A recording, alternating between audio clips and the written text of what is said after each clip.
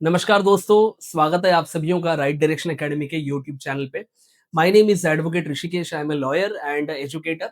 सो basically आज का जो हमारा टॉपिक है वो है preamble to the constitution of India.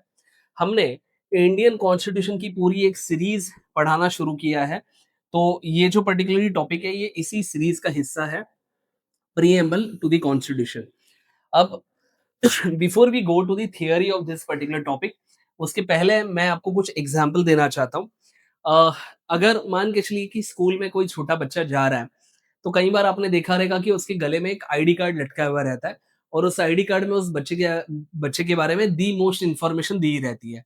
जैसे उसका नाम, उसका ब्लड ग्रुप, अगर कोई इमरजेंसी आती है तो किसको कांटेक्ट करना है, उस व्यक्ति का कांटेक्ट नंबर और नेम, ये इंपॉर्टेंट इन्फॉर्मेशन दी जाती है। सो सिमिलरली हमारा कॉन्स्टिट्यूशन जो है उसकी इंपॉर्टेंट जो जानकारी है वो इस प्रीएम्बल में दी गई है। मतलब कॉन्स्टिट्यूशन क्या अचीव करना चाहता है, कॉन्स्टिट्यूशन को ताकत कहाँ से मिलती है, ये कॉन्स्टिट्यूशन कौन से दिन से शुरू हो रहा है और इसकी ओवरऑल एस्पिरेशंस क्या है, और इंडिया ये कौन से प्रकार का कंट्री है। ये जो मोस्ट इंपॉर्टेंट इंफॉर्मेशन है वो इस चैप्टर में दी गई है, जिसको हम लोग प्रीएम्बल कहेंगे। मराठी में इसको हम लोग प्रस्तावना कहते हैं। So preamble is nothing but the basic introduction to the constitution of India. Please remember कि प्रीएम्बल ये जो टॉपिक है ये भारत के संविधान का ही हिस्सा है। तो पुराने जमाने में सुप्रीम कोर्ट के कुछ ऐसे जजमेंट आए थे कि preamble was not the part of the Indian constitution, but जो लेटेस्ट जजमेंट है वो ये कहता है कि preamble is very much the part of the constitution of India. ठीक है, तो चलिए देखते हैं ये प्रीएम्बल क्या है। वैसे स्कूल में आपने ये टॉपिक पढ़ा होगा, मतलब ये जो पर्टिकुलरली प्रीएम्बल है ये कहीं ना कहीं पढ़ा होगा, बहुत सारे एनसीईआरटी की बुक्स में भी इसको प्रिंट किया जाता है। लेकिन पॉलिटिकल साइंस के पॉइंट ऑफ व्यू से आज हम लोग इसको पहली बार पढ़ रहे हैं, तो हम लोग इसको डिटेल में एक बार पढ़ेंगे। मैं आपके लिए एक बार पढ़ता हूँ, फिर उसका जो एक्सप्लेनेशन मैं आपको दे दूंगा। ठीक है, सो प्रीएम्बल का टेक्स्ट कुछ ऐसे शुरू होता है। We the people of India having solemnly resolved to constitute India into a sovereign, मतलब सार्वभौम कंट्री, सोशलिस्ट मतलब समाजवादी, सेक्युलर मतलब धर्मनिरपेक्ष, डेमोक्रेटिक मतलब लोकतांत्रिक, और रिपब्लिक का मतलब होता है गणतंत्र। ठीक है, मतलब जिसका जो हेड है वो इलेक्टेड है। So we the people of India having solemnly resolved to constitute India into a sovereign, socialist, secular, democratic republic and to secure to all its citizen, आगे वाली चीजें हम लोग सिक्योर करना चाहते हैं। पहला, जस्टिस किस चीज का, सोशल, इकोनॉमिक और पॉलिटिकल स्फीयर में। दूसरा है लिबर्टी, मतलब personal freedom in terms of thought, expressions, belief, faith and worship. तीसरी चीज हम लोग अचीव करना चाहते हैं इक्वालिटी, समानता, इक्वालिटी ऑफ स्टेटस एंड संधि की समानता मतलब opportunity. And finally constitution wants to achieve the fraternity among the different people of India, assuring the dignity of the individual and unity and integrity of the nation। ठीक है, अब ये जो चीज है, ये पहला वाला पार्ट बताता है कि इंडिया किस टाइप की कंट्री है, उसका पॉलिटिकल नेचर क्या है। दूसरा वाला पार्ट ये बताता है कि इस कंट्री को क्या अचीव करना है, मतलब हमारे कॉन्स्टिट्यूशन के क्या उद्देश्य है, पर्पस क्या है। और तीसरा चीज बताता है कि ये कॉन्स्टिट्यूशन हमने कब अडॉप्ट की है, कब इनेक्ट की है, और ये कौन से दिन से लागू हो जाएगी। ठीक है, सो ये चीजें दी गई है। यहाँ पे ये जो पर्टिकुलरली वर्ड है we the people of India, it is one of the most important words, क्योंकि ये भारत के संविधान का जो अथॉरिटी है उसका सोर्स है। अगर कोई लॉ है जैसे इनकम टैक्स एक्ट 1961, इसको अगर मैं कोर्ट ऑफ लॉ में चैलेंज करता हूं, तो कोर्ट मुझे बोलेगी कि बेटा ये जो लॉ है ये पार्लियामेंट ने पास किया है, तो you will have to follow that. अगर पार्लियामेंट की अथॉरिटी को मैं चैलेंज करता हूं, तो पार्लियामेंट ये जवाब देगी कि लॉ पास करने की अथॉरिटी हमें भारत के संविधान ने दी है। और अगर मैं आगे जाके भारत के संविधान को ही चैलेंज करता हूं, तो कॉन्स्टिट्यूशन के जो सपोर्टर्स है वो ये कहेंगे कि भाई जो इंडिया के लोग हैं उन्होंने ये अथॉरिटी दी है कॉन्स्टिट्यूशन को। मतलब ultimately it is the people of India who have decided कि we will have a constitution, we will try to abide that and हमारे देश का जो कारभार है वो इसी संविधान से चलेगा। इसके लिए ये प्रीएम्बल बड़ा जरूरी है। सो पहले पार्ट में nature of Indian state, second part में वो क्या अचीव करना चाहता है, उसके ऑब्जेक्टिव्स क्या है या एस्पिरेशंस क्या है। यहाँ पे 26 नवंबर 1949 इस दिन पे हमारा कॉन्स्टिट्यूशन एक्चुअली रेडी था। ये कॉन्स्टिट्यूशन बनने के लिए लगभग 2 साल 11 महीने और 18 दिन लगे। तो ये प्रोसेस 1946 में स्टार्ट हुई थी और ये खत्म हुई 1949 में। लेकिन एक्चुअली हमने हमारा कॉन्स्टिट्यूशन ये एक्टिवेट किया है 26 जनवरी 1950 में। रीजन ये है कि 26 जनवरी 1930 में एक खास घटना हुई थी, स्वराज रेजोल्यूशन पास होके हमने सबने मतलब उस जमाने के जो इंडियंस थे उन्होंने ये शपथ ली थी कि आज से देश आजाद है। अब देखिए टेक्निकली ब्रिटिशों ने तो देश आजाद नहीं किया था, लेकिन ये जो इवेंट है ये बड़ा जरूरी माना जाता है। इसके लिए उस डेट को कमेमोरेट करने के लिए, इज्जत देने के लिए हमने ये सोचा कि 26 जनवरी 1930 ये दिन तो हम लोग वापस नहीं ला सकते, लेकिन हम लोग 26 जनवरी 1950 इस दिन पे कॉन्स्टिट्यूशन को इनाग्रेट कर सकते हैं। जैसे होता है ना कि आपने किसी शुभ मुहूर्त पे आपने कोई गाड़ी या फिर घर बुक किया है, लेकिन किसी शुभ मुहूर्त में आप उस घर में प्रवेश करते हैं या गाड़ी को चाबी लगाते हैं। तो सिमिलरली 26 जनवरी 1950 ये एक शुभ मुहूर्त माना गया और 26 नवंबर 1949 इस दिन जो कॉन्स्टिट्यूशन रेडी था उसको हमने एक्चुअली जो कमेंसमेंट है मतलब जो एक्टिवेशन है उसका वो 2 महीने के बाद मतलब 26 जनवरी को किया। And that is the reason कि 26 जनवरी अपना रिपब्लिक डे है। हावेवर 26 नवंबर ये हमारा कॉन्स्टिट्यूशनल डे है और 15 अगस्त आपको पता है, अलग से बताने की जरूरत नहीं है। ठीक है, so this is about preamble. अब राइट हैंड साइड में मैंने उसके कुछ बेसिक नोट्स निकाले हुए हैं, इसको थोड़ा सा ध्यान देना। ठीक है, 1 मिनट होल्ड करिए।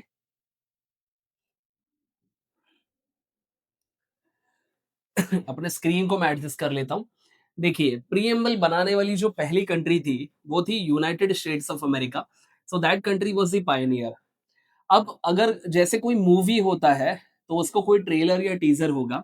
सिमिलरली अगर कॉन्स्टिट्यूशन को आप एक लंबा चौड़ा मूवी मूवी अगर इमेजिन करोगे तो बेसिकली प्रीएम्बल ये उसका ट्रेलर है। मतलब प्रीएम्बल एक रनिंग कमेंट्री देगा उस कॉन्स्टिट्यूशन के बारे में।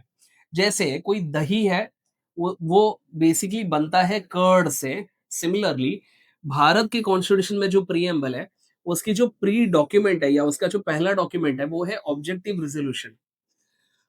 ऑब्जेक्टिव रेजोल्यूशन का पेपर या फिर वो एजेंडा भारत के कॉन्स्टिट्यूएंट असेंबली में पास हुआ था और वो पास होने के बाद फिर जो चीज बनी है उसको हम लोग कहेंगे प्रीएम्बल। ठीक है, so this is about preamble and objective resolution. ठीक है, जैसे आप देखना कि आईफोन का निर्माता जो है वो बेसिकली है स्टीव जॉब्स। सिमिलरली प्रीएम्बल की जो निर्माता है वो है जवाहरलाल नेहरू। तो उनके कहने पे ये ऑब्जेक्टिव रेजोल्यूशन मूव हुआ था और फिर उसके ऊपर वोटिंग हुई और अल्टीमेटली वो पास हो गया and it became a part of constitution. Preamble को भारत के संविधान का आइडेंटिटी कार्ड भी माना जाता है क्योंकि दी मोस्ट इंफॉर्मेशन उसके बारे में दी गई है। अब ये प्रीएम्बल हमारे जो कॉन्स्टिट्यूएंट मेकर्स है, कॉन्स्टिट्यूएंट असेंबली में बैठे हुए जो मेकर्स है कॉन्स्टिट्यूशन के, उनकी विजन को ये रिफ्लेक्ट करता है। मतलब वो क्या चाहते थे, वो कैसे सोचते थे, इस चीज का एक रिफ्लेक्शन है, इस चीज का एक मिरर है।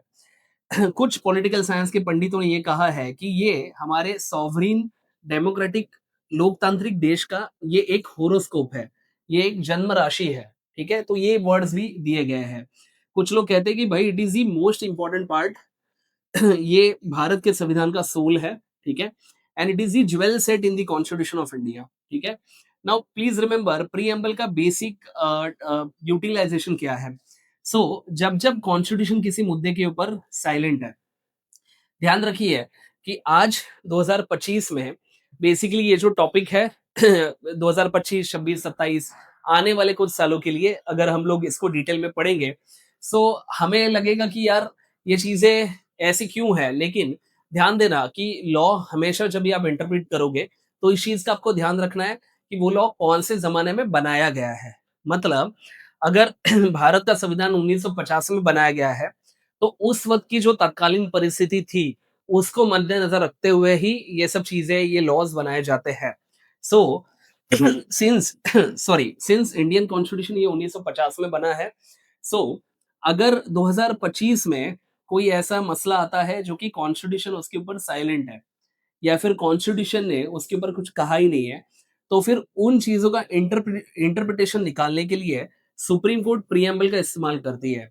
मतलब अगर आपको पर्पस पता है, तो जहाँ पे प्रोसीजर नहीं दी जाती है, वहाँ पे आप पर्पस को ढूँढते हैं, बराबर है? सिमिलरली हमारा जो लेजिस्लेटिव और एग्ज़ीक्यूटिव ऑर्गन्स है, मतलब भारत की पार्लियामेंट और सरकार, इनकी एक्शन सही है कि गलत है, ये डिसाइड करने में भी प्रिएम्बल आपको हेल्प करता है। तो whenever delivering justice becomes difficult, especially in the absence or silence of constitution, उस टाइम पे preamble का उपयोग होता है। Basically, preamble is nothing but the of expression of will of freedom struggle and the makers of the constitution. So this is all about the preamble to the Constitution of India as an introduction. तो अगर आपको यहाँ पे इस चीजों को detail में पढ़ना है, आप इस वीडियो को एक बार पॉज करके इसको आराम से पढ़ लेना। ओके, मैं आशा करता हूँ कि आपने इसको आराम से पढ़ लिया होगा। अब देखिए कि प्रीएम्बल जब हम पढ़ते हैं, तो ये जो वर्डिंग्स दी है, हमारा nature of country, sovereign, socialist, secular, democratic and republic, अगर ये 5 कॉन्सेप्ट को भी आप ठीक से पढ़ लोगे, ऑटोमैटिकली पूरा प्रीएम्बल आपको समझ में आ जाएगा, ठीक है? तो वन बाय वन इस कॉन्सेप्ट के ऊपर हम लोग फोकस करेंगे। सबसे पहले आपको अगर ये समझना है कि सॉवरेनिटी क्या होती है, तो उसके पहले हमें इसके ऊपर फोकस करना पड़ेगा कि सॉवरेनिटी क्या नहीं होती है। ओके, तो India as a country, politically speaking, 3 अलग-अलग स्टेप से या स्टेजेस से गुजरा हुआ है। उसकी जो पहली स्टेज या स्टेप है वो है colony, so India was a colony. Then दूसरा है डोमिनियन और तीसरा है सॉवरेन। ओके, अब ये कैसे डिसाइड होता है कि कोई कंट्री कॉलोनी है या डोमिनियन है या सॉवरेन? तो इन 3 चीज़ों के ऊपर आपको ध्यान देना है। ओके, पहला है कि उस देश के इंटरनल अफेयर्स, जैसे कि लॉज, उस देश की एजुकेशन सिस्टम, टैक्सेशन, जस्टिस की सिस्टम, पुलिस सिस्टम कैसे चल रही है, तो इसको कहते हैं इंटरनल अफेयर। ठीक है, उस देश के जो परराष्ट्रीय संबंध है जैसे defence, war and peace, foreign relation, import export, trade deals, diplomatic missions कहाँ पर रखने हैं, कौन से ग्लोबल ग्रुपिंग का पार्ट होना है, वगैरह वगैरह, इसको हम लोग कहेंगे एक्सटर्नल अफेयर्स। ठीक है, और तीसरा है भैया कि उस देश का जो हेड ऑफ द स्टेट होता है, जैसे कि president, prime minister, chancellor, king, monarch, queen, कुछ भी हो सकता है, तो वो कौन डिसाइड करता है।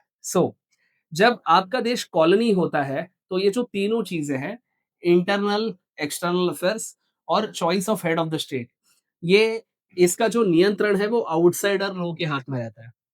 ओके, जैसे कि 1947 तक था। फिर डोमिनियन स्टेटस में इंटरनल अफेयर्स के ऊपर नियंत्रण हमारा रहेगा, एक्सटर्नल अफेयर्स के ऊपर नियंत्रण ये आउटसाइडर्स का रहेगा, और हेड ऑफ द स्टेट ये इंटरनली चोजन रहेगा, लेकिन जिसके लिए कंसेंट एक्सटर्नल अथॉरिटी से लेनी पड़ेगी। जैसे 1947 से लेके 1950 तक जवाहरलाल नेहरू ये भारत के प्राइम मिनिस्टर थे तो सही, लेकिन इंडिया के जो गवर्नर जनरल थे, ये बेसिकली ब्रिटिश ऑफिसर थे। ठीक है, एंड फाइनली सॉवरेनिटी, जो कि आज इंडिया है, पूरी तरीके से सॉवरीन है। सो यहाँ पे इंटरनल इंसाइडर जो कंट्रोल है वो दोनों मैटर्स में रहेगा, और हेड ऑफ द स्टेट भी देश की जनता चुनेगी। तो जब ऐसी सिचुएशन होती है, तब हम लोग उसको कहते हैं सॉवरेनिटी। ठीक है, अगर कोई कंट्री सॉवरीन है, तो वो अपने लिए कोई भी डिसीजन खुद ब खुद देने के लिए पॉलिटिकली एम्पावर्ड रहती है, उनको किसी के कंसेंट की जरूरत नहीं है। This is what is called as sovereignty. लेकिन अगर आप ये समझ रहे हो कि सॉवरेनिटी का मतलब ये होता है कि अनलिमिटेड पावर या फिर अनकंट्रोल्ड पावर, तो ये झूठ है। क्यों? क्योंकि रियलिटी में कोई भी कंट्री एब्सोल्युटली सॉवरेन नहीं होती है। इवन दो वो इंटरनली एक्शनल अफेयर्स में सॉवरेन है, लेकिन उनके सॉवरेनिटी का एक सर्कल होता है, और वो अलग अलग देशों के लिए अलग अलग है। It depends on their hard and soft powers. ठीक है, मतलब उनकी इकोनॉमी, उनकी मिलिट्री, उस देश का कल्चर, उस देश के कंपनीज का प्रभाव, इसके ऊपर ये डिपेंडेंट रहता है। बहुत सारे ग्लोबल ग्रुपिंग्स है, कुछ अंडरस्टैंडिंग्स है इंटरनेशनल लेवल पे, कुछ प्रोटोकॉल्स है, उसको आपको फॉलो करना ही पड़ता है। जैसे एनवायरनमेंट एनवायरनमेंट के दुनिया में क्योटो प्रोटोकॉल है या फिर कन्वेंशन ऑन बायोलॉजिकल डाइवर्सिटी है। तो जस्ट बिकॉज कि आपके देश में जंगल है, इसके लिए आपके देश की सरकार उसको पूरी तरीके से खत्म नहीं कर सकती। या फिर लोगों के जो ह्यूमन राइट्स है, उसका वायलेशन गवर्नमेंट ऑफ इंडिया नहीं कर सकती। अगर ऐसा होता है, तो उसको उसको इंटरनेशनली कॉन्सेप्ट है जिसको जो कहा जाता है कि लिमिट टू द सॉवरेनिटी, मतलब यहाँ पे आपकी सॉवरेनिटी खत्म होती है। अब बाहर की ताकतें आपके देश में इंटरफियरेंस कर सकती है लीगली, टेक्निकली स्पीकिंग। ठीक है? So in terms of finance, trade, war, diplomacy, health, space, terrorism, water sharing, human rights protection, हमें आज भी इंटरनेशनल चीज़ों को अ, मतलब उसको ऑनर करना पड़ता है और एब्सोल्यूट सॉवरेनिटी किसी भी देश की नहीं हो सकती। ठीक है? लेकिन ये जो कॉन्सेप्ट है, ये प्रिएम्बल में दिया नहीं गया है, ये समझने वाली बात है। ओके?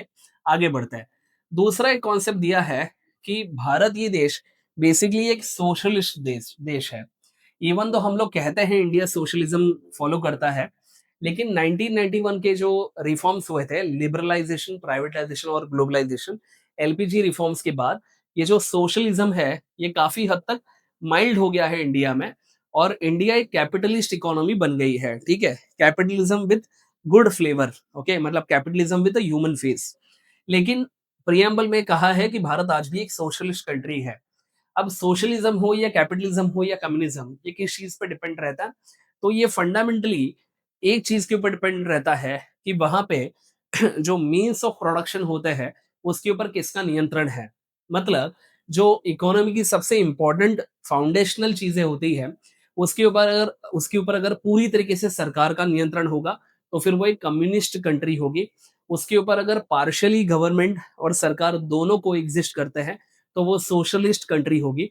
और वहां पे अगर पूरा का पूरा नियंत्रण ये मार्केट के फोर्सेस चला रहे हैं, मतलब प्राइवेट सेक्टर के हाथ में है, तो हम लोग उसको परफेक्ट कैपिटलिज्म कहेंगे। हर सिस्टम की कुछ प्रोज है, कुछ कॉन्स है, हर विचारधारा की कुछ अच्छी बातें हैं, कुछ उसके दुष्परिणाम है। जो वेस्टर्न इकोनॉमीज है, जैसे कि यूनाइटेड स्टेट्स ऑफ अमेरिका, या फिर यूनाइटेड किंगडम, या फिर कनाडा, जर्मनी, फ्रांस, इटली, ये प्योरली कैपिटलिस्ट कंट्रीज है। लेकिन इनमें भी सोशलिज्म का एलिमेंट है। ठीक है? जो सेंट्रल या ईस्टर्न कंट्रीज है, जैसे नॉर्थ कोरिया, चाइना, ये सब परफेक्टली कम्युनिस्ट कंट्रीज है। ठीक है? लेकिन इनमें भी कुछ कुछ कैपिटलिज्म का लेना देना है। और देयर आर मेनी कंट्रीज, जैसे कि इंडिया फॉर एग्जांपल, ये परफेक्टली सोशलिस्ट कंट्री है। ठीक है? तो ये जो तीनों कॉन्सेप्ट है, ये वाटर टाइट कॉन्सेप्ट नहीं है, ये फ्लूइड कॉन्सेप्ट है। ठीक है? मतलब ये बेसिकली एक स्पेक्ट्रम है। जैसे होता है ना कि रेड कलर में डार्क रेड होता है, पिंक रेड होता है, लाइट रेड शेड होती है। तो रेड के या किसी कलर के अलग अलग शेड्स होते हैं। ओके, कुछ जो मिठाई है वो बहुत ज्यादा मीठी है, कुछ मिठाई है सॉफ्टली मीठी है, कुछ खाना बहुत ज्यादा तीखा है, कुछ कंपैरेटिवली स्पाइसी है लेकिन वो पैलेटेबल है। तो जैसे टेस्ट या साउंड या कलर, उसकी एक पूरा स्पेक्ट्रम होता है, वैसे ये जो पॉलिटिकल और इकोनॉमिक थियरीज है, उसका भी एक स्पेक्ट्रम है। मतलब एब्सोल्युटली कैपिटल या फिर एब्सोल्युटली कम्युनिस्ट कंट्री ऐसा नहीं होता है, उसके अपने खुद के फ्लेवर्स है। अब यहाँ पे मैंने कुछ खास चीजें एनलिस्ट की हुई है, उसको अगर हम लोग देखेंगे, तो यू विल अंडरस्टैंड कि कैपिटलिज्म में वो चीज जिस लेवल पे है, कम्युनिज्म में उसके एग्जैक्टली अपोजिट लेवल पे वो है। ठीक है? सो क्या कैपिटलिज्म में प्राइवेट प्रॉपर्टी अलाउड है? हाँ, बिल्कुल अलाउड है। प्राइवेट बिजनेसेस अलाउड है।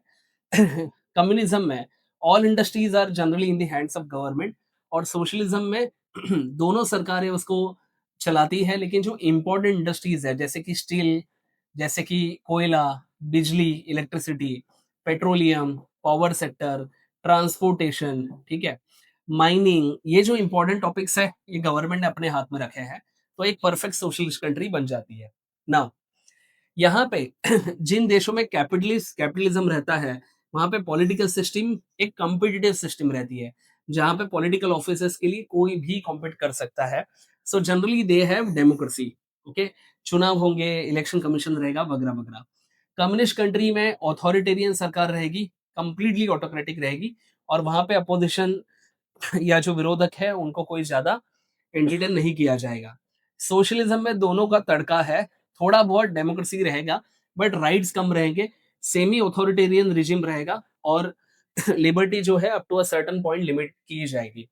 यहाँ पे competition within the economy, यहाँ पे गवर्नमेंट का रोल भैया मिनिमम रहता है, जो भी करता है प्राइवेट सेक्टर करता है। इसके लिए देखना कि अमेरिका जैसे देश में जो स्पेस रिसर्च है, उसमें भी नासा के साथ-साथ स्पेसएक्स नाम की कंपनी है, बहुत सारे प्राइवेट सेक्टर ऑर्गनाइज़ेशंस भी हैं। लेकिन भारत में अभी भी स्पेस टेक्नोलॉजी में प्राइवेट जो एंटरप्रेन्योर्स हैं, वो लोग हेल्प कर सकते हैं, बट अल्टीमेट जो अथॉरिटी वो इसरो को दी गई है। सो ये बस मैंने एक एग्ज़ाम्पल दिया, तो यहाँ पे competition with in the economy रहेगा। यहाँ पे भैया कोई कॉम्पिटिशन नहीं है क्योंकि सब चीज़ें गवर्नमेंट ही कंट्रोल कर रही है, ठीक है? यहाँ पे गवर्नमेंट का रोल ये हेवी कंट्रोल रहेगा। प्राइ प्राइवेट सेक्टर का रोल स्मॉल है, मतलब वो लेस इम्पोर्टेंट चीज़ें बनाएँगे जैसे कि shirt, pen, pencil, stationery, mobile phones वगैरह-वगैरह। लेकिन इम्पोर्टेंट चीज़ है जैसे कि स्टील, बिजली, कोयला, ये सब चीज़ें सरकारी कंपनीज़ ही अपने हाथ में रखेंगी। अब कैपिटलिज्म में इकोनॉमिक स्टेटस के हिसाब से बहुत ज़्यादा डिस्पैरिटी मिलेगी क्योंकि जो लोग इंडस्ट्रीज़ को, बिज़नेसेस को कवर करते हैं, वो लोग poor I am very sorry, वो लोग रिच या अल्ट्रा रिच रहेंगे। जो लोग इस इंडस्ट्रीज़ में हायर लेवल्स पे काम कर रहे हैं, वो लोग मिडल क्लास रहेंगे। उसमें भी अलग-अलग टाइप्स है जैसे upper middle class, lower middle class वगैरह-वगैरह। Then there will be a poor class as well, ठीक है? यहाँ पे कम्युनिज़्म में there is absolutely no chance of earning more than others क्योंकि सैलरीज़, कॉम्पेंसेशन, प्रॉफिट मार्जिन ये सब सरकार कंट्रोल करती है। और यहाँ पे आपको पुअर, सेमी पुअर ये इस तरीके का क्लासिफिकेशन दिखेगा। हालाँकि ये दोनों जगह पे आपको करप्शन की मात्रा भी बहुत ज़्यादा दिखेगी क्योंकि वहाँ पे बहुत ज़्यादा कंट्रोल है, ऑटोमैटिकली वहाँ पे करप्शन भी आ जाता है। कैपिटलिस्ट इकोनॉमीज़ में रिलीजन को लेके बहुत ज़्यादा लिबर्टी होती है। मतलब by and large freedom of religion होता है, वो देश रिलीजन को लेके लिबरल रहता है, अलग-अलग रिलीजन वाले लोग उस देश में रहते हैं, ऐसा हमने ऑब्ज़र्व किया है। कम्युनिस्ट देशों में देयर आर हेवी रिस्ट्रिक्शंस, ठीक है? यहाँ पे लिबर्टी बहुत कम है। गवर्नमेंट ये जनरली धर्म के अगेंस्ट में रहती है, स्पेशली उसके जो रिचुअल्स है उसके खिलाफ रहती है। अब सोशलिस्ट कंट्रीज में रिलीजन ये पर्सनल लाइफ में अलाउड किया गया है बट उसका जो पब्लिक डिस्प्ले है वो ज्यादा अप्रिशिएट ये देश की सरकारें नहीं करती है, ठीक है? फिर रूल्स रेगुलेशन और सीवियरिटी ऑफ लॉ में कैपिटलिस्ट कंट्रीज ये कंपैरेटिवली लिबरल है। रूल ऑफ लॉ रहेगा, इक्वल अपॉर्चुनिटी दी जाएगी, कोर्ट्स में भी बहुत सारे रिव्यू पिटिशन वगैरह रहेंगे। This is the most liberal form, freedom of almost all the things, all the legal things. और यहाँ पे आप सरकार के खिलाफ भी जा सकते हो, बोल सकते हो, गवर्नमेंट के खिलाफ आप केसेस को दर्ज कर सकते हो। हाउएवर सो कम्युनिज्म में ये सरकार ऑथोरिटेरियन है, टोटलिटेरियन है, रूल्स बहुत स्ट्रिक्ट रहेंगे। कोई भी डिसेंट अगर उनके खिलाफ आती है, कोई विरोध होता है, उसको वो लोग खत्म कर देंगे, जेल में डालेंगे, गोली मारेंगे, ठीक है? यहाँ पे सोशलिज्म में बेसिकली नेशनलिज्म मतलब राष्ट्रवाद इसका अंडर करंट रहता है। ठीक है? और रूल्स ये बहुत ज्यादा स्ट्रिक्ट रहते हैं। इसके प्रोमिनेंट एग्जांपल्स है America, UK, European union, Australia, India काफी हद तक, इवन दो इंडिया में बहुत सारे फीचर्स आपको सोशलिज्म के भी मिलेंगे। इसके prominent examples Russia, Turkey, Cuba, Saudi Arabia, और यहाँ पे north Korea, China. Okay, so this is all about the socialism वाला डिबेट। तो इंडिया ने बीच का रास्ता अपनाया है, इवन दो हमारा जो बीच का रास्ता है that is basically towards the favour of capitalism, ठीक है? इसको अगर चाहे तो एक बार आप आराम से पॉज़ करके पढ़ सकते हैं। If you want you can read this completely. Okay, I guess आपने सोशलिज्म क्या है ये अच्छे से समझ लिया है। अब प्रीएम्बल के ही सेशन में हम लोग आगे बढ़ रहे हैं। तीसरा वर्ड उन्होंने दिया है कि इंडिया सेक्युलर कंट्री है। तो सेक्युलरिज्म का मतलब क्या होता है? बेसिकली सेक्युलरिज्म का मतलब होता है धर्म निरपेक्ष। मतलब धर्म को लेके वो लोग किसी के पक्ष में नहीं है, उसको हम लोग कहेंगे धर्मनिरपेक्ष। लेकिन सेक्युलरिज्म के अलग-अलग फॉर्म्स हैं, ठीक है? सेक्युलरिज्म ये वर्ड के अलग-अलग मीनिंग्स हो सकते हैं। तो in the western concept, in the western world secularism का मीनिंग थोड़ा-सा अलग है as compare to the eastern concept और as compare to the Indian concept. So पहले भारत का सेक्युलरिज्म क्या नहीं है वो समझ लेते हैं, फिर हम लोग इसके ऊपर जाएँगे। अब देखिए कि पुराने ज़माने में वेस्टर्न कंट्रीज़ में इटली, फ्रांस, यूके यहाँ पे जो चर्च होता है, church was a very prominent institution, ना ही कि सिर्फ रिलीजन के हिसाब से बट इवन पॉलिटिकली। ओके, मतलब आज भी church as an institution holds tremendous value in the minds of Christian people. और जो वेस्टर्न इकोनॉमीज है वहां पे क्रिश्चियनिटी, ये जो धर्म है, ये डोमिनेंट रिलीजन है। लेकिन यहाँ के मतलब इस चर्च में जो लोग डोमिनेट करते थे जैसे कि पोप या फिर उनके फादर्स या बिशप्स, तो इनका एक बहुत बड़ा इन्फ्लुएंस रहता था किंग्स के ऊपर। ठीक है, और ये किंग के ऊपर इतना इन्फ्लुएंस था कि अगर कोई बिशप या फिर कोई पोप है, उसने किसी किंग को डिसओ कर दिया या फिर बोल दिया, रिकॉग्नाइज करने से मना कर दिया, तो उस देश की जनता भी उस किंग को रिकॉग्नाइज नहीं करती थी।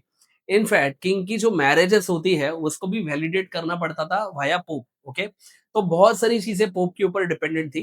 पोप ये सुपर पावर था, मतलब वो पॉलिटिकल, इकोनॉमिक और रिलीजियस तीनों ताकतें अपने हाथ में रखता था। लेकिन धीरे धीरे धीरे वहां के किंग्स को ये समझ में आने लगा कि बेसिकली ये जो किंगडम के साथ ये जो चर्च है, यहाँ पे चर्च होना चाहिए था, churches used to interfere in the affairs of the kingdom. ठीक है, इस चीज को रोकने के लिए फिर धीरे धीरे प्रयत्न हुए और ultimately there was a complete separation of church from the state. मतलब अभी आज की तारीख में इंग्लैंड की सरकार और इंग्लैंड का जो चर्च है, ये दोनों का डायरेक्टली कोई लेना देना नहीं है। ठीक है, सो इस कॉन्सेप्ट को, separation of the church from the state, इसको हम लोग कहते हैं सेक्युलरिज्म। बट ये वेस्टर्न कॉन्सेप्ट है। इंडियन कॉन्सेप्ट क्या है, ये समझने के लिए पहले ये देखते हैं कि सेक्युलरिज्म नहीं होगा तो क्या होता है, मतलब what is meant by non not having a secularism. ठीक है, तो इस डायग्राम के ऊपर थोड़ा सा ध्यान देना। देखिए, कुछ कंट्रीज आपको ऐसी मिलेंगी जो कि किसी एक स्पेसिफिक धर्म के ऊपर आधारित है।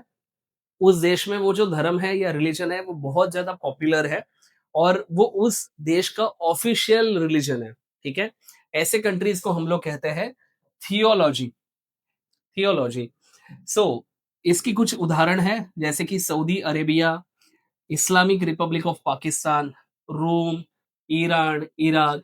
देर are some countries which are Islamic, there are some countries which are Christian countries, there might be some countries which are Buddhist countries, जैसे फॉर एग्जाम्पल थाईलैंड वगैरह। ठीक है, तो थियोलॉजी में उस देश का एक ऑफिशियल धर्म होगा, देश का ऑफिशियल रिलीजन होगा। ठीक है, उस रिलीजन को जो बिलोंग करते हैं उनको फर्स्ट क्लास ट्रीटमेंट रहेगी। ओके, लेकिन जो उस रिलीजन को बिलोंग नहीं करते हैं उनके साथ जो ट्रीटमेंट है वो थोड़ी सी डिस्क्रिमिनेटरी रहेगी, थोड़ी या ज्यादा डिपेंड करता है। फॉर एग्जाम्पल पाकिस्तान में अगर किसी दूसरे धर्मीय व्यक्ति को शादी करनी है तो वो इस्लामिक तरीके से अगर की जाएगी तो ही वो रजिस्टर होगी, अदरवाइज वो गवर्नमेंट ऑफिसर रजिस्टर नहीं करेगा।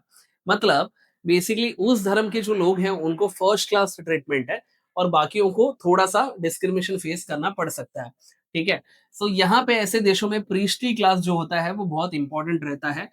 अ, इनका समाज के ऊपर, सोसाइटी के ऊपर बहुत ज्यादा इन्फ्लुएंस रहता है एंड इफेक्टिवली वो गवर्नमेंट की पॉलिसीज को भी इन्फ्लुएंस करते हैं। ऐसे कंट्रीज को हम लोग कहते हैं थियोलॉजिकल कंट्री। ठीक है, इसके एग्जैक्टली 180 डिग्री अपोजिट में आते हैं ऐसे देश जो धर्म के खिलाफ है, उसको हम लोग कहेंगे anti theologist countries. For example China, कुछ हद तक France, not really France, France एक एक्चुअली लिबरल कंट्री है बट रिसेंट कुछ घटनाएं ऐसी हुई है जो बताती है कि फ्रांस में एंटी थियोलॉजिज्म ज्यादा है। सो उस देश का कोई ऑफिशियल रिलीजन नहीं है। देश कोई भी तरीके का रिलीजियस जो प्रैक्टिसेस या रिचुअल्स है उसको बिल्कुल भी टॉलरेट नहीं करते हैं। उस देश में मतलब किसी भी रिलीजन का जो पब्लिक डिस्प्ले है, जैसे कि फॉर एग्जांपल दिवाली में हम लोग पटाखे लगाते हैं, या हमारे जो मुस्लिम भाई बहन है वो नमाज अदा करते हैं, या संडे मासेस होते हैं चर्चेस में, तो पब्लिक डिस्प्लेस बहुत बड़ी तादाद में अलाउड नहीं है। डेसिग्नेटेड जगह पे वो अलाउड है, लेकिन उसका रोड पे या फिर रस्तों पे वो public display of religion is not allowed. ठीक है, यहाँ पे हमेशा प्रायोरिटी दी जाएगी नेशनल इंटरेस्ट को। National interest interest is supreme then the religion. और चाइना, फ्रांस, ये सब उसके उदाहरण है। ठीक है, तो इंडिया ना कि एक थियोलॉजिकल देश है ना कि एक एंटी थियोलॉजिकल देश है। भारत एक सेक्युलर कंट्री है। इसका मतलब क्या, इस देश का देश की सरकार का कोई भी ऑफिशियल रिलीजन नहीं है।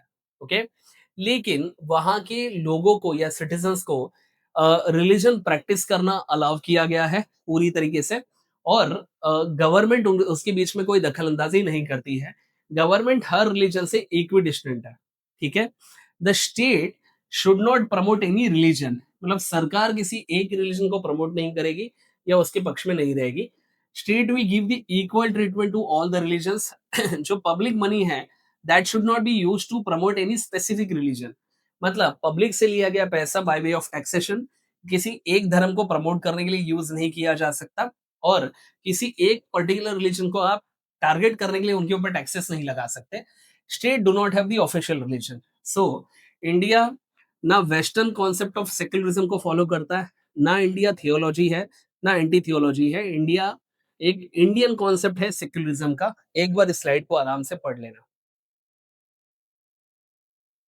ऑलराइट दोस्तों, सो आई होप आपने अभी तक प्रीएम्बल के जो 3 इंपॉर्टेंट कॉन्सेप्ट है उसका समझ लिया है। सॉवरेनिटी का मतलब क्या है, सोशलिज्म का मतलब क्या है और सेक्युलरिज्म का मतलब क्या है। We are moving to the fourth point which is basically nothing but democracy, जिसको हम लोग कहते हैं लोकशाही या लोकतंत्र, ठीक है। अब ये डेमोक्रेसी बेसिकली जो कॉन्सेप्ट है वो कंपैरेटिवली बहुत कॉम्प्लेक्स है, लेकिन मैं उसको बहुत सिंपल और आसान तरीके में कर दूंगा। डेमोक्रेसी के अलग अलग प्रकार हो सकते हैं। पहले ये स्लाइड देख लेते हैं। सो ये अलग अलग प्रकार, इसका क्लासिफिकेशन अलग अलग पॉइंट ऑफ व्यू से है। जैसे अगर आप ये देखेंगे कि वो is basically exercising the rights और दी कंट्रोल, तो इसमें दो प्रकार होते हैं। डायरेक्ट डेमोक्रेसी जहां पे लोग डायरेक्टली अपना कंट्रोल को एस्टेब्लिश करते हैं। इनडायरेक्ट डेमोक्रेसी जहां पे लोगों ने जो चुने गए सांसद है या मिनिस्टर्स है, सरकार है, वो लोग उस देश की सरकार के ऊपर नियंत्रण रखते हैं या कंट्रोल रखते हैं। दूसरा है एज पर अकॉर्डिंग टू वो occupies the highest office of the country, okay. तो it can be a republican democracy जहां पे जो हाईएस्ट ऑफिसर्स है वो इलेक्टेड रहेंगे, या फिर दूसरा है कि it can be a monarchical democracy जहां पे हाईएस्ट ऑफिसर्स ये एक ही फैमिली से ही आते हैं, जैसे किंग या क्वीन वगैरह, ठीक है। Then as per the separation of power भी उसमें कॉन्सेप्ट आ सकता है, parliamentary form of government and presidential form of government. जैसे पार्लियामेंट्री फॉर्म ऑफ गवर्नमेंट में सरकार के 3 जो अलग अलग ऑर्गन्स है, जैसे लेजिस्लेचर, एग्जीक्यूटिव और जुडिशियरी, जी। तो यहाँ पे कुछ लोग कॉमन रहेंगे। Minister will be a part of legislation as well as executives. However, in the perfect presidential form of government, legislature, executive और जुडिशियरी, मतलब कानून बनाने वाले लोग, कानून को एग्जीक्यूट करने वाले लोग और सही गलत का फैसला करने वाले लोग, ये तीनों क्लियर कट 3 अलग अलग डिपार्टमेंट्स रहेंगे, ठीक है। तो these are the different types of democracies, लेकिन फिलहाल हमारा जो फोकस है वो इसके ऊपर होने वाला है, ठीक है। चलिए देखते हैं। डायरेक्ट डेमोक्रेसी, यहाँ पे जनता का पार्टिसिपेशन रहता है। जितने भी डिसीजंस रहते हैं वो लोग लेते हैं। यहाँ पे true will of people is reflected. Her important मुद्दे पे वोटिंग होती है और जिस मुद्दे को सबसे ज्यादा वोट मिलेंगे डिसीजन उस तरीके से ली जाएगी। ऑब्वियसली यहाँ पे भी सरकार रहेगी, लेकिन इनका रोल जो है वो लिमिटेड रहेगा और लोगों के डिसीजन मेकिंग का रोल ये ज्यादा रहेगा। टिपिकली ऐसी जो डेमोक्रेसीज है वो छोटे कंट्रीज को सूटेबल रहती है, जहाँ पे ज्योग्राफिकल एक्सटेंट कम है, पॉपुलेशन कम है, और जो पॉपुलेशन है वो पढ़ी लिखी है, लिटरेट है, ठीक है। तो कंट्रीज लाइक लग्जमबर्ग और countries like Sweden, Norway, Finland या स्विट्जरलैंड, ये ऐसे देश है जहाँ पे टेरिटरी लिमिटेड है, पॉपुलेशन बहुत कम है और ज्यादातर पॉपुलेशन पढ़ी लिखी है। तो ये डेमोक्रेसी के फायदे हैं, लेकिन बड़े देशों के साथ ये डेमोक्रेसी नहीं चल सकती। स्पेशली छोटे देशों के साथ भी उसके कुछ कुछ डीमेरिट्स देखे गए हैं। जैसे कलेक्टिव विजडम जो होता है लोगों का, अगर आप सब डिसीजन मेकिंग लोगों के हाथ में दे देंगे तो कभी कभी कलेक्टिव विजडम ये कम रहता है और वो गलत डिसीजन ले सकते हैं। जैसे कि ब्रेग्जिट ये गलत डिसीजन हो गया, मतलब ब्रिटेन ये यूरोपियन यूनियन से एग्जिट करना, ये इकोनॉमिकली स्पीकिंग उस देश के लिए एक बहुत बड़ा डिजास्टर था, लेकिन ये डिसीजन उन्हीं के लोगों ने बाय वे ऑफ रेफरेंडम लिया था, ठीक है। यहाँ पे डिसीजन मेकिंग स्लो रहेगी। इसका रीजन ये है कि लोग जो है वो डिसाइड करते हैं, तो हर पर्सन का वोट लेने में टाइम लगेगा, ठीक है। For a very large population it is going to be a useless activity, ये सिस्टम नहीं काम करेगी। और जहाँ पे लिटरेसी रेशो कम है या लोगों को गवर्नेंस के बारे में कुछ पता नहीं है, वहां पे भी इस सिस्टम का काम नहीं चलेगा, ठीक है। डायरेक्ट डेमोक्रेसी के कुछ टूल्स है, और भी है लेकिन फेमस टूल्स ये 4 है। पहला है प्लेबिसाइट। फॉर एग्जांपल, किसी एक पर्टिकुलर कंट्री में जनता को अगर पूछा गया कि भैया इस देश में तुम्हें रहना है या तुम्हें अलग होना है, आज़ाद होना है, तो ये जो पूछा जाता है, इसको हम लोग कहते हैं प्लेबिसाइट, ठीक है? और अगर प्लेबिसाइट में वहाँ की जनता ने डिसाइड कर लिया कि भैया हमें अलग होना है, हमें इस देश का हिस्सा नहीं रहना है, ठीक है? सो इन दैट सिचुएशन वो जो जनता है, वो डिसाइड करती है कि भाई हमें इस देश का हिस्सा नहीं बनना है, तो फिर वो देश अलग हो जाएगा, मतलब वहाँ की टेरिटरी अलग हो जाएगी, उसको हम लोग कहेंगे प्लेबिसाइट, ठीक है? दूसरा होता है रेफरेंडम, मतलब कोई भी इंपॉर्टेंट डिसीजन अगर लेना है, तो अगर जनता को पूछा जाएगा कि whether you want to do this और नॉट, तो फिर जनता वहां पे वोटिंग करेगी और रेफरेंडम बोला जाएगा। इनिशिएशन का मतलब, अगर किसी स्पेसिफिक चीज के ऊपर लॉ पास करना है, तो वो लॉ जो है उसका प्रपोजल गवर्नमेंट की बजाय जनता देगी, पब्लिक देगी। और रिकॉल का मतलब, किसी पॉलिटिकल नेता को अगर अपने सत्ता में जनता बिठा सकती है, तो उसको उठा भी सकती है, मतलब उसका कार्यकाल खत्म होने के पहले उसको वो लोग रिकॉल करेंगे। ये डायरेक्ट डेमोक्रेसी के टूल्स है। भारत में ये जो सिस्टम है वो नहीं चलती है, ठीक है? इंडिया में जो सिस्टम चलती है वो इनडायरेक्ट किस्म की है। अब यहाँ पे क्या होता है, हर 5 साल में people will choose there representatives for a fixed span, मतलब कितना, 5 साल, बाय वे ऑफ वोटिंग।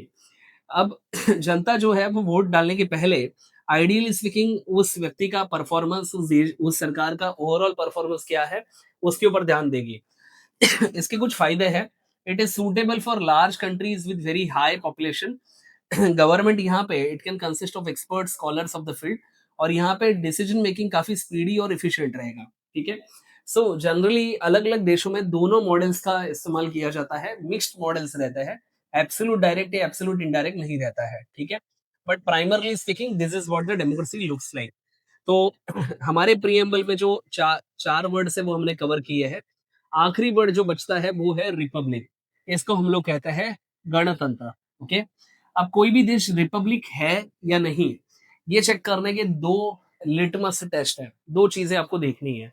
पहला, कि रैंक वाइज उस देश का जो हाईएस्ट ऑफिस है, वो क्या किसी भी फैमिली के लिए रिजर्व्ड है क्या, या फिर वो सबके लिए ओपन है, वो आपको देखना है। दूसरा, आपको इस पे ध्यान देना है, वो देश के जो हाईएस्ट पॉलिटिकल ऑफिसेस है, वो किस तरीके से भरे जा रहे हैं। क्या वो सबसे ज्यादा पढ़े लिखे आदमी को मिल रहा है, क्या वो सबसे ज्यादा रिच आदमी को मिल रहा है, या फिर क्या वो सबसे ज्यादा वोट मिलने वाले आदमी को मिल रहा है, मतलब जिसको जनता का मैंडेट है। सो रिपब्लिक में दो चीजें होती है। देश के जो हाईएस्ट ऑफिसेस होते हैं, वो किसी भी फैमिली के लिए रिजर्व नहीं है, they are open for all. Okay, तो ये हो गया कंडीशन नंबर 1। और दूसरा, कि जो हाईएस्ट ऑफिसेस है, पॉलिटिकल ऑफिसेस जैसे कि प्रेसिडेंट, प्राइम मिनिस्टर, ये हमेशा इलेक्शन से भरे जाएंगे। भले चुनाव इनडायरेक्ट तरीके से हो या फिर डायरेक्ट तरीके से हो, उससे फर्क नहीं पड़ता, बट इलेक्शन से ही होगा। अगर ये दोनों कंडीशन सेटिस्फाई हो रहे हैं, तो वो जो देश है वो रिपब्लिक है, गणतंत्र है। अदरवाइज वो मोनार्की हो सकता है, ठीक है? मोनार्की में जो हाईएस्ट ऑफिसेस रहता है वो रिजर्व रहता है, स्पेशली किसी स्पेसिफिक फैमिली में।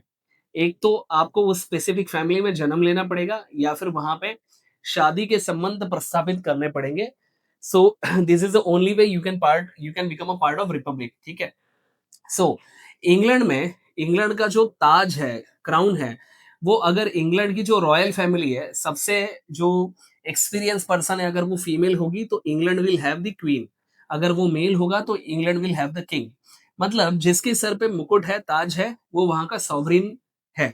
तो यूके में मोनार्की है, हालांकि वहां पे कॉन्स्टिट्यूशनल मोनार्की है, मतलब मर्जी जो है वो यूके के क्वीन या किंग की नहीं चलती है, मर्जी वहां के प्राइम मिनिस्टर की चलेगी, एज लॉन्ग एज वो पीएम है। सो ये हो गया इंग्लैंड वाला मॉडल। दूसरा होता है भैया एब्सोल्यूट मोनार्की, जो कि सऊदी अरेबिया जैसे देश में आपको मिलेगी। तो वहां पे एक किंग होगा और उसके हिसाब से पूरी सरकार चलेगी, और उसी उसी पर्टिकुलर रॉयल फैमिली में अगर कोई व्यक्ति जन्मता है तो उसको अपॉर्चुनिटी है कि वो किंग या क्वीन बन सकता है, ठीक है? सो रिपब्लिक में भारत भारत ये रिपब्लिक है, क्योंकि हाईएस्ट ऑफिसेस किसी फैमिली के लिए रिजर्व नहीं है, और जो हाईएस्ट ऑफिसेस है वो नेसेसरली चुनाव से, मतलब इलेक्शन से भरे जाते हैं। सो अभी हम लोग वापस आएंगे प्रियम्बल, जो अभी हमने पढ़ा था थोड़े थोड़े मिनट पहले। देखिए, we the people of India having solemnly resolved to constitute India into sovereign, देख लिया, सोशलिस्ट समझ लिया, सेक्युलर मतलब धर्मनिरपेक्ष मैंने बता दिया, डेमोक्रेसी इनडायरेक्ट डायरेक्ट मैंने अभी थोड़ी देर पहले समझा दिया, और रिपब्लिक। तो ये है भारत का नेचर, भारत के कंट्री का नेचर। आई होप अभी आपको इसका मतलब समझ में आया रहेगा इन लाइंस का। ठीक है, चलिए आगे बढ़ते हैं। अब जस्टिस, इक्वालिटी, ये सब चीजों के ऊपर थोड़ा सा फोकस करेंगे एंड देन उसके बाद इस सेशन को हम लोग कंक्लूड करेंगे। अब देखिए कि जस्टिस और इक्वालिटी में क्या फर्क है।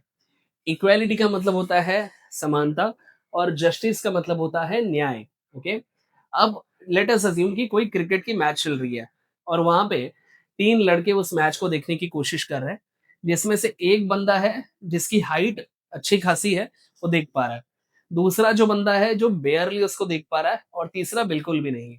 अब इन तीनों को सेम हाइट का अगर हम लोग बॉक्स दे तो ये इक्वालिटी है। लेकिन इससे इससे जो एंड पर्पस है वो सेटिस्फाई नहीं हो रहा है। एंड पर्पस को सेटिस्फाई करने के लिए इस बच्चे को दो बॉक्स दे दिए, इसको एक बॉक्स दिया, और इसको कोई भी बॉक्स नहीं दिया है। अब यहाँ पे इक्वालिटी नहीं है, लेकिन यहाँ पे जस्टिस हो रहा है। मतलब अब पहले ये मैच एक ही बंदा देख पाता था, दूसरा बेयरली देख पाता था, तीसरा नहीं देख पाता था। अब ये तीनों लोग उस मैच को देख पा रहे हैं।